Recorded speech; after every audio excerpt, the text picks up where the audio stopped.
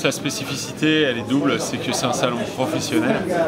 Ce sont des professionnels du commerce et du e-commerce qui se retrouvent dans une ambiance décontractée. Au lieu de mettre notre costard, de monter à Paris et de perdre du temps, de l'argent, on a ici des pépites sur le territoire. L'idée, c'est de faire qu'on puisse tous se retrouver ensemble pour travailler et faire venir à nous aussi les différentes French Tech. Avec Provence Promotion, on fait venir aussi des leaders, des chefs d'entreprise de tous les pays d'Europe. Certains sont même venus des États-Unis pour parler. Donc faire de Marseille un endroit où ça bouge sur ces questions-là.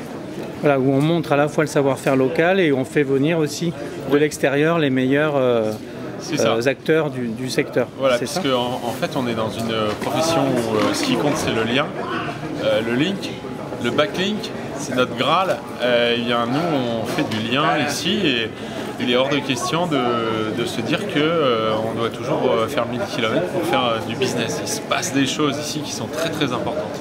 Et aujourd'hui, ça a été le cas. On a 2 ambassadeurs de Google qui sont venus parler. On a les leaders de eBay, de grandes plateformes de e-commerce qui ont été présents et qui ont décidé de venir parler à Marseille. Alors, les dernières tendances du secteur d'e-commerce, c'est quoi en quelques mots-clés ?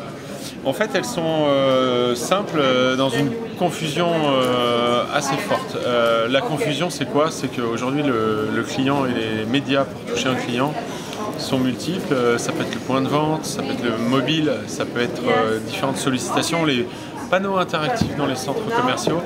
Aujourd'hui, on met du digital partout. Quand on est une marque, quand on est un marchand, comment se placer là-dessus? Ça, c'est le côté vendeur. Du côté du client, les choses paraissent beaucoup plus simples, mais elles s'opposent aussi. Le client, il veut avoir la paix, il veut pas qu'on l'emmerde, il veut qu'on préserve sa vie privée, mais il raconte sa vie sur Facebook et il accepte de laisser son adresse email. Donc, on a des oppositions comme ça qui sont très très fortes.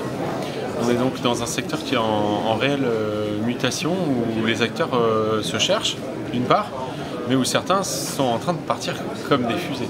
Collecter beaucoup de données, bien satisfaire les clients en analysant ces données, puisque la clé c'est ça, c'est que le client ne se sente pas tarabusté, embêté, et qu'en préservant la confiance dans la relation entre le client et le marchand, le digital permet d'apporter de la satisfaction avec cette confiance, très très important. Alors c'est la 2e édition de Chèque. Quelles sont les évolutions cette année par rapport à la première édition? On a vraiment changé de dimension.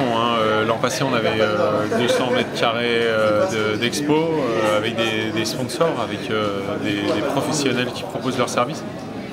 Cette année, on a presque 1000 mètres carrés. On a Check Your Future où on voit des imprimantes, des panneaux interactifs, tout ce qui sera le futur du commerce. Donc une superficie beaucoup plus importante et puis aussi presque 3 fois plus de visiteurs. Donc c'est une édition qui prend un peu son envol. Et là on est à côté de l'auditorium de 900 places, qui n'était pas tout à fait plein, mais on avait le plaisir d'être bien installé pour écouter ces speakers de grand niveau. Ça donne des idées pour la 3e édition? Alors ça donne des idées, oui, où ça permettra de réaliser des idées qui sont restées sur l'étagère. Parce qu'on a pas mal de demandes pour faire des audits de sites, faire mieux se rencontrer les professionnels entre eux. Avoir des exposants aussi qui sont calés sur certains sujets qu'on n'a pas pu traiter cette année. Le tracking, être plus fort sur les paiements, la logistique. Donc on en garde sous le pied pour la 3e édition.